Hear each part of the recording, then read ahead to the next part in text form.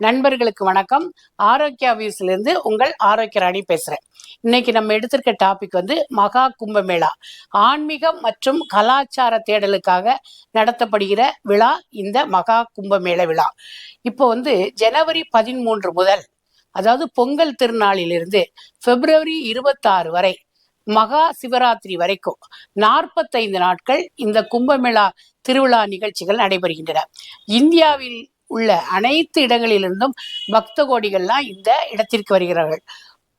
புராணத்தில் சொல்லப்படுவது போல இப்போ பார்க்கடலை அசுரர்களும் தேவர்களும் கடைந்தார்கள், அமிழ்ந்து எடுப்பதற்காக கடைந்தார்கள்.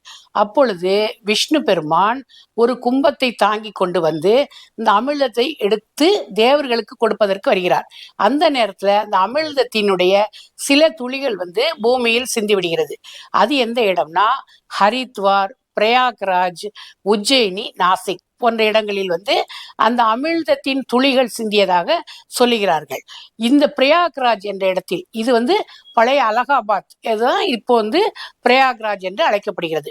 இந்த இடத்துலதான் மகா கும்பமேளா நடைபெறுகிறது. இந்த மகா கும்பமேளாவிற்கு எல்லா பக்தர்களும் ஆன்மீக தேடலுக்காக வருகிறாங்க. கங்கை, யமுனை, சரஸ்வதி 3 நதிகளும் இணையும் திரிவேணி சங்கமம் என்ற இடம் இங்கு இருக்கிறது. இந்த புண்ணிய நதியில் நீராடி தங்களுடைய பாவங்களை களைந்து புண்ணியங்களை தேடிக்கொள்கிறார்கள்.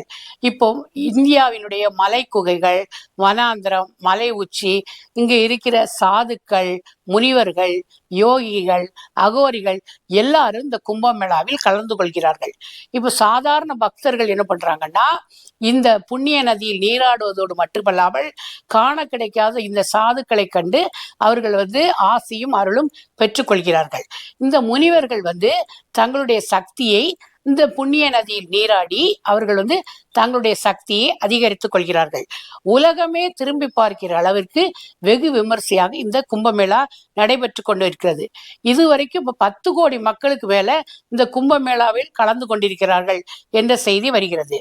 உத்தரப்பிரதேச முதல்வர் யோகி ஆதித்யநாத் என்ன சொல்லியிருக்காருன்னா, மக்களுக்கு எல்லா வசதிகளும் செஞ்சு கொடுக்கணும். கழிப்பிட வசதி, அவர்களுக்கு உணவு, அப்புறம் டென்ட் போட்டு அவர்கள் தங்கும் இடம் எல்லாம் செஞ்சு கொடுக்கணும். அவர்களுக்கு நல்ல சுத்தமாக இடம் இருக்க வேண்டும் என்பதற்காக துப்புரவு பணியாளர்கள் நிறைய பேரை நியமிச்சிருக்கிறாரு. அவர்களுக்கு எந்த ஆபத்தும் இல்லாமல் இருக்க வேண்டும் என்பதற்காக நிறைய காவலர்களை நியமிச்சிருக்காரு.